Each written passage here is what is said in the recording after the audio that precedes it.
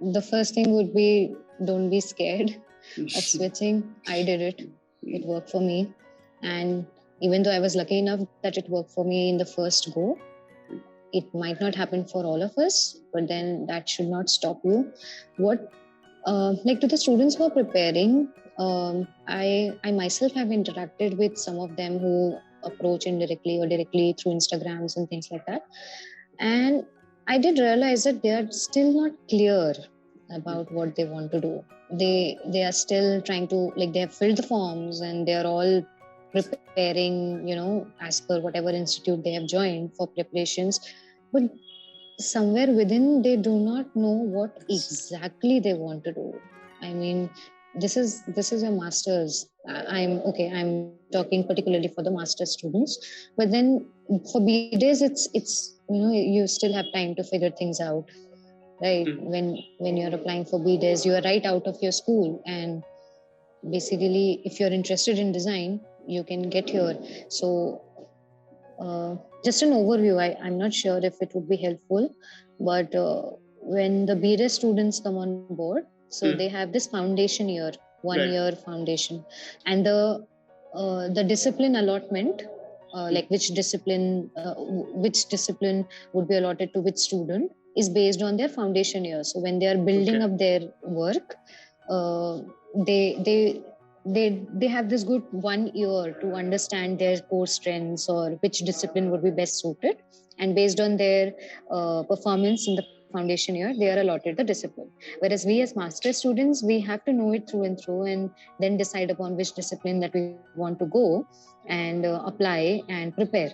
So that is one thing that many people have not been clear about, and I try my best to get them connected with, people from these disciplines who can give a fair idea of things.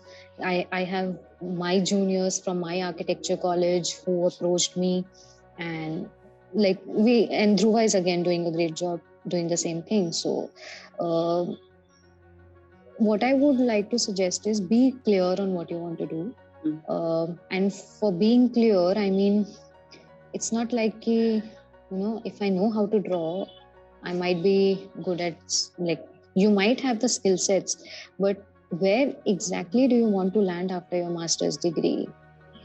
Because this is a very deciding factor for you. You might be lost after your graduation or during your graduation, but M.Des is the time when, you define your strengths, you take a direction, kind of.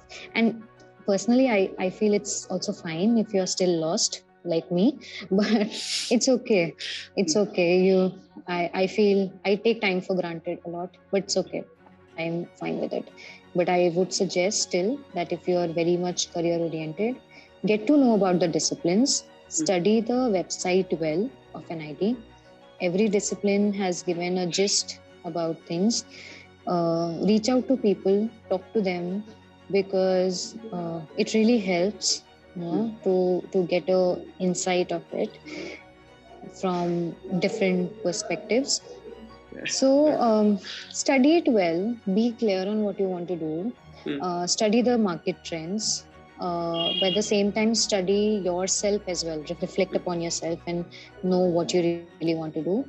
It's very disheartening. I was disheartened when I got to know that NID is never cracked by people in first attempt. And people usually have this misconception that applying in multiple disciplines gives a better probability to crack an NID, which is not the case. I applied only for one discipline, and I sat for the exam for the first time, and I was able to do it. So it's like these are all myths or whatever you call it. So don't fall in these traps. Be very clear and talk to people. And most importantly, when you are preparing, don't just stick to the learnings that a preparation institute is offering you. Explore. Be up to date with your news, with the design trends, and whatever discipline that you are applying for, study them well. know the big names of that industry, their works, projects, trends, things like that. So, be vigilant, observant, good enough. I mean, NID is not that difficult to crack until unless you are very honest with yourself and with your whole attempt to give the exam.